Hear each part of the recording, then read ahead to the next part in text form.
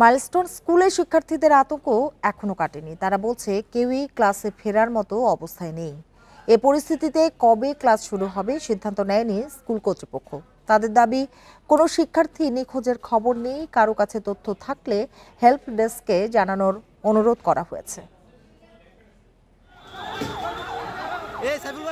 সোমবার বিমান দুর্ঘটনার পর থেকেই বন্ধ মাইলস্টোন স্কুল।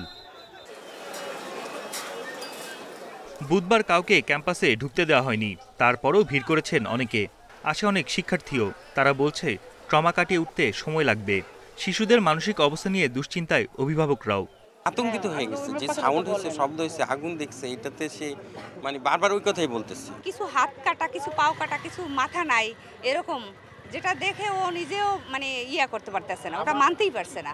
আমরা সবাই মেন্টালি ট্রমায় আছি যে এখন কি হবে, কিভাবে এখানে এসে ক্লাস করবে আর কিভাবে লেখাপড়ায় মন দেবে, এটা নিয়ে আমরা খুবই চিন্তায় আছি। হতাহত ও নিখোঁজের প্রকৃত সংখ্যা খুঁজতে 7 সদস্যের কমিটি করেছে স্কুল কর্তৃপক্ষ। 3 দিনের মধ্যে প্রতিবেদন দেবে কমিটি।